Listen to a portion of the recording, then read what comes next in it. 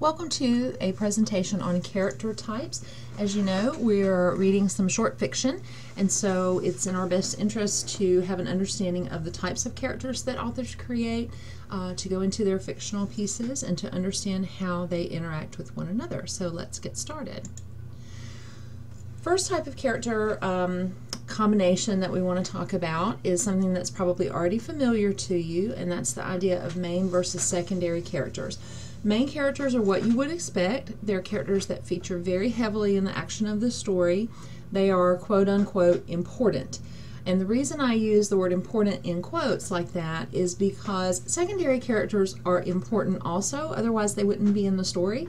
But when we think about a movie or a short story or a novel or whatever, we tend to say, well, this character was in the story an awful lot and the story focused on him, so therefore he is important. But all types of characters are important. There's just different degrees of importance, I guess. Secondary characters aren't considered as important. They are not central to the action. They are not focused on as much. So we might find ourselves asking, why are secondary characters even in there? If they're not quote-unquote important, why did the author even put them in the story? Well, they are important in that they help move the action of the story forward. They help important things happen for the main characters. They're sort of the hinges on which the door of the plot opens and closes. So we do need them in there to sort of move things forward and help things occur, but the story doesn't focus on them as much. And of course, over here to the left, we have our friend Woody from Toy Story, who of course is one of the main characters. He is actually the protagonist, and a protagonist, as we know, is a type of main character. But there is Woody over there.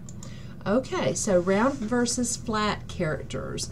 Round characters are very much like the expression that you've probably heard before, well, when you graduate from high school or when you graduate from college, you want to be well-rounded. That means that you haven't just focused on academics, that you have participated in clubs and other extracurriculars, you've played sports and done lots of different things. So round characters are well-rounded. We know a lot about them. They have a lot of characteristics. They seem very much like real people. And the interesting thing about the characteristics that the author shows us in these round characters is that some of those characteristics may seem to contradict each other. They may seem to go against one another, but that's very much like real people. Nobody is exactly the same from day to day to day, and round characters are not the same from day to day to day. They have characteristics that may seem to go against what they've already done, and you might say, well, I didn't think he would act like that. I didn't think she would do that based on what he or she has already done in the story. But that's a round character. They're very complex, very complicated, just like real people. Flat characters tend to be more one-dimensional. We only know maybe one thing about them or just a few things. They don't seem so real to us. And if you think about movie villains a lot of times are flat, like our friend Sid over here on the left, also from Toy Story. If you've seen Toy Story, you know that all we really know about Sid is he's just kind of a jerk. He's kind of a mean kid, and he does horrible things to toys. And that's pretty much all we know. We just know one side of him. So a lot of times villains in movies or TV shows or whatever are going to be more flat. Okay, static versus dynamic. This is building on what you already know. Dynamic characters change in a very significant way during the course of the story or the novel or the play or whatever it is. And keep in mind that these changes that make a character dynamic are going to be internal changes. They're going to be emotional changes that are lasting. They're going to be ideological changes, changes in their belief system, changes in the way that they view things. So a dynamic character is dynamic because he or she learns something new along the way in the course of the story. He or she has a new outlook on life, a new understanding about something that he or she did not have at the beginning. So physical changes aren't really part of that. So if a character dies over the course of a story, we can't really say that that alone makes the character dynamic. Is it possible that the character learned something and gained a new outlook prior to his or her death? Yes, and that would make the character dynamic, but just simply dying, that's a physical change, so we don't consider that a dynamic character. Static characters do not change. They stay the same throughout the whole story.